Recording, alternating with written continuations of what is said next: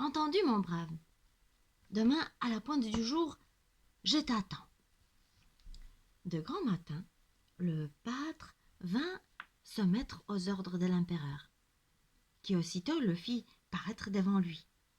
Eh bien, mon garçon, dis-moi donc, pourquoi l'oiseau mage chante dès que tu mets le pied dans l'église, et c'était de que tu en repars?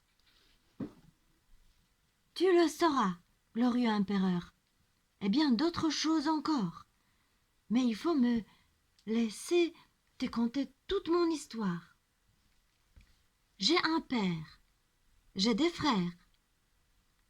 J'ai quitté la maison paternelle pour tenter de rendre à mon père la joie qu'il avait perdue en ne parvenant point à réaliser un certain souhait. Au bout de quelques jours de route, j'arrivai dans une jolie clairière d'où partaient plusieurs chemins.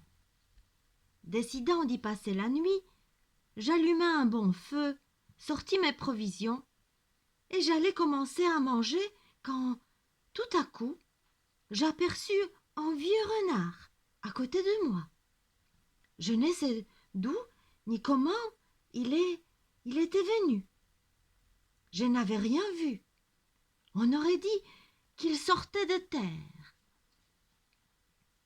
Je t'en prie, me dit-il, laisse-moi me réchauffer à ton feu. Je tremble de froid. Regarde, des dents m'en claquent. Donne-moi aussi un morceau de pain et un verre de vin pour apaiser la faim et la soif qui me tourmentent, et pour que je puisse manger en paix et me réchauffer sans crainte. Attache ton lévrier. Très bien, lui dis-je, viens t'échauffer. Voici mes vivres, ma gourde. Mange et bois tant qu'il te plaira.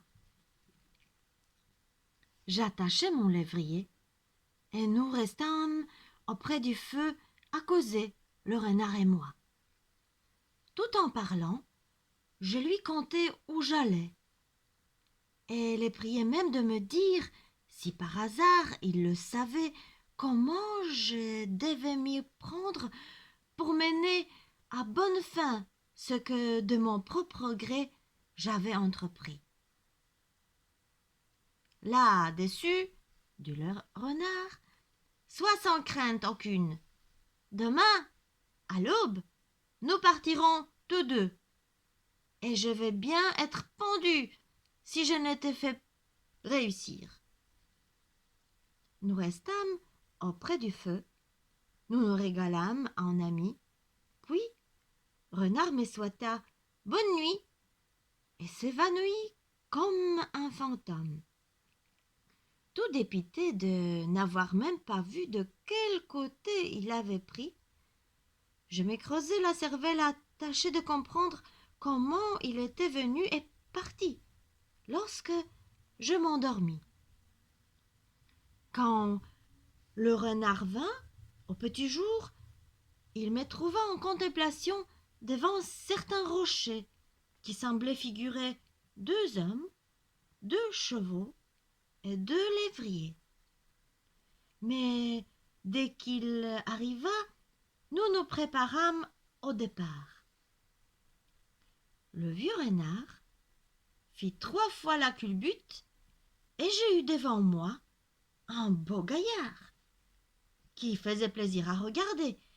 Il me conta en chemin que l'endroit où j'avais passé la nuit était sur cette terre, qu'il était marié, avait des enfants et qu'il avait été ensorcelé et condamné à porter la peau d'un renard jusqu'à ce qu'un homme eut pitié de lui, le laissa se chauffer à son feu et lui donna un morceau de pain et un verre de vin. J'avais été cet homme. J'avais rompu le sort qui le tenait enchanté. Aussi m'accompagnerait-il et ne me quitterait point que je n'eus n'eusse réussi dans mon entreprise. De quoi je me réjouis fort, et nous allâmes jour d'été jusqu'à la nuitée, et d'arriver à une nouvelle clairière, nous y passâmes la nuit. Mon compagnon me dit que le lendemain, nous entrerions sur le territoire de certains dragons, où je trouverais, croyait-il, ce que je cherchais.